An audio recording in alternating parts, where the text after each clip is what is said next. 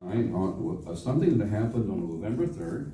And Catherine has been with us just about a year now? Almost a year. She and her husband both joined the Guild in this last year, and she is a licensed counselor. She has degrees from all kinds of places. I don't know, what, 5 schools you went to? 6, okay. I was trying to see if you went up me or not, because I had several of them too, but we tied, so. But she is a wonderful lady, and she wanted to make sure I pronounced her name right. So it's Catherine. Catherine, Yael. Actually, I knew El was a word for God, but I wasn't sure about Yael, so it's Catherine Yael Sorota Sheely. So please welcome Catherine to the stage.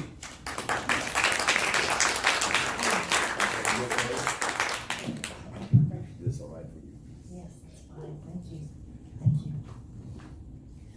Now, I was driving in the vicinity of Washington, D.C., just out for an afternoon drive because my husband was involved in a business meeting. Now, I was driving through several interesting buildings, through and by clusters of gray steel buildings and black rock buildings. Some of them had tall fences topped with barbed wire and signs that said U.S. government, keep out, which I did. And some of them just had low 4-foot-high winding rock walls. Some had signs set into manicured green, beautiful lawns. Some of them had signs that you could just barely get a glimpse of through thick woodland. And then, all of a sudden, you know how this can be, I had this urgent need to find a bathroom.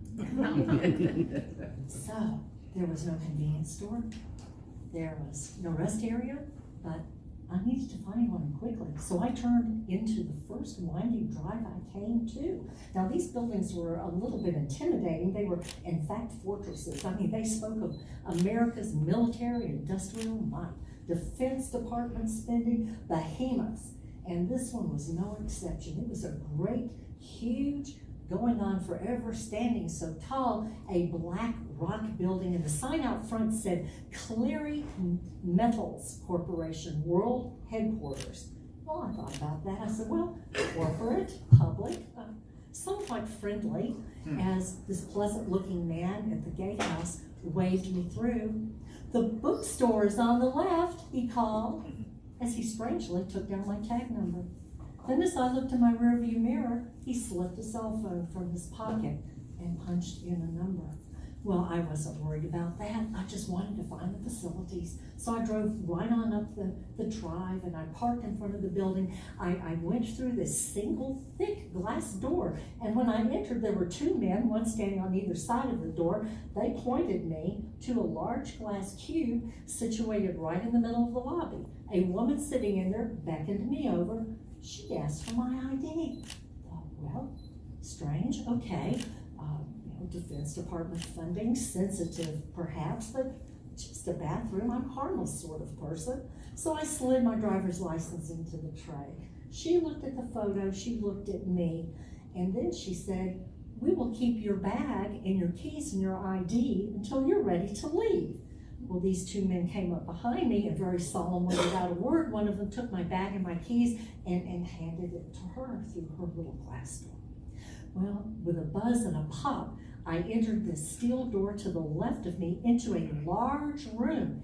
It had shelving from the ceiling to the floor. There must have been hundreds, no, maybe even thousands of books and DVDs and pamphlets and what appeared to be scholarly monographs in brown paper wrappers. But what I was interested in this wall of literature, were 2 doors. One said employees only, the other said bathroom. That was for me. I used the facilities and came back out, and I guess for over an hour I just browsed those shelves. There was a very interesting mix of reading material there. I noticed that some of the books had prices, so I selected 2. Hezbollah in Central and South America, and the proliferation of the Iranian military in the Middle East. Oh, good reading. And I could sit down at a table and just get lost for hours. But my husband was expecting to meet me for dinner. So I looked around for a cash register to buy my books. There was none. In fact, there was no one in that room at all. There was not even an intercom. There was just the lazy eye of a camera up there in the corner that followed me around the room. Okay, I turned to the steel door. No knob, no handle. So I beat upon the door. Ma'am, I'm ready to check out. I'm ready. And nothing. Again, ma'am. And I just lifted my fist up, bang on the door again, and with a swoosh, the two men from the lobby shouldered their way in, and I backed up. Dr. Sirotto, come with us. Well, now I knew that they had been through my purse and they knew my name, but my credentials weren't there. So they said, this won't take but a minute. They got on either side of me. And I guess the lady in the lobby clicked and swooshed again, because we went through the employees only door into this dark hallway that seemed to stretch the length of a couple football fields. There were doors about 50 feet apart that had iris readers and fingerprint badges there. I thought, how strange, and cameras up on the wall as we walked by, clicked on their little red lights. We came to another door and in we went. It was a great bare room with a table and 3 chairs. The single chair was pulled out for me, and I was seated with the assistance of a hand on my shoulder. And the 2 men stood behind me. I started to say, why am I here? I noticed that they were both 6'2" and had buzz cuts and dark suits. I thought, are they the FBI? And then confusion and a little bit of fear began to set in. I thought, maybe I should not have come in here. As I was perusing that thought, the door opened and 2 more men came in. They were brothers to the others, 6'2", buzz cuts, dark suits. They sat down in the 2 chairs opposite me. One of them had gimlet eyes, and he stared into mine. The other had a very thin smile. Edith, Anne, Catherine, Madeline, Yael, Sirotto, Scott, Sheely, so many names. What is your real name? Well, I said, they've all been my real name for certain times and certain purposes. Certain purposes? Your North Carolina driver's license says your name is Catherine Sirotto Scott, and you live in North Carolina. However, your work badge says that you are Catherine Sirotto Sheely, and you work about 2 hours away from your home address. These are very interesting and concerning discrepancies. Well, I started to answer that, but he went on over on top of me. He said, your file says you were born Edith Catherine Sirotto. My file, I thought, my file? And then my memory began to tick back to August of 1968, Lincoln Park in Chicago, Illinois. I and dozens of other college students were thrown into the slammer. We were Eugene McCarthy protesters outside of the Democratic National Convention. And I remembered, yes, the FBI did document us. Oh my gosh, that's 50 years ago. So I looked up at the interviewer and I said, why am I here? What do you want from me? And he replied, we are more interested in why you are here and in the materials you selected from our library. Now, tell me this. Your mother worked for the National Science Foundation. She did research. Tell me, what did she study? Oh, I said, well, that's a no-brainer. I said, she's published it. She studied the sex life of trilliums. Why? Well, we have information that says otherwise. Well, you are wrong, because I was out in the field with her collecting plants year after year. I was in her laboratory at the university. What do you mean, other information?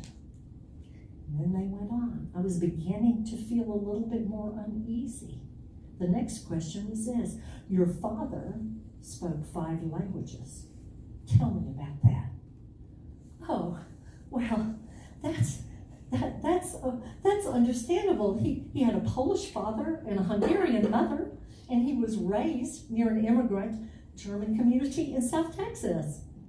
Yes, you have told the truth, but you didn't mention that he spoke Yiddish, and that he was involved with a displaced persons camp in Germany after World War II. All right. Frustration had zipped through my mind, and then confusion. Now, fear was beginning to creep in around the edges, and somehow I sensed that I needed to keep my wits about me and not show fear. So I quoted a Bible verse to myself. I do not have the spirit of fear, but of power and love and of a sound mind. And yes, I'm standing on that, but still, no one knows I'm here. And I am beginning to get a little bit fearful. And then they asked a really scary question. They said, we have it on authority that you have applied for an Israeli visa and that you are going to join the IDF, according to our State Department. What do you say about that? All right. This time I'm getting more angry. Yes, I'm going to Israel in the spring, but the reserves are capped at age 65, and I'm aged out. I'm going as a volunteer. I looked from one to the other. Not an eyelash. Solemn. No response. But I was really getting angry. And then the interviewer said, what are your true loyalties, doctor? You have just told us that you are going to join the military of a foreign country. What do you do if war breaks out? Now I'm thinking to myself, I'm angry, and I'm also thinking this is a stupid man. So I let him have it. I said, I flipped the safety off of my weapon. What would you do? Well, he gave me a look, and let me tell you, that dried me right up. Before I could blink good, the two men from behind me jerked me to my feet. The interviewer spoke into a tiny mic affixed to his lapel, and he said, call the MPs. At that moment, the MPs came charging in through the door, and the two men behind me thrust me into their iron grip. They were muscular men. I could not move. And I said, no, I am not a spy. And then I heard this voice that I know so well. It was from a far distance, and it was sifting down through the layers of frustration and anger and fear and confusion. It was Wallace's voice. And I thought, oh, thank God, he's found me. He's found me. I began to kick out and thrash in the grip of the MPs. Oh, please, let me go with my husband. And then I heard the voice closer and more clearly. Good morning, my love. Would you stop kicking me in bed?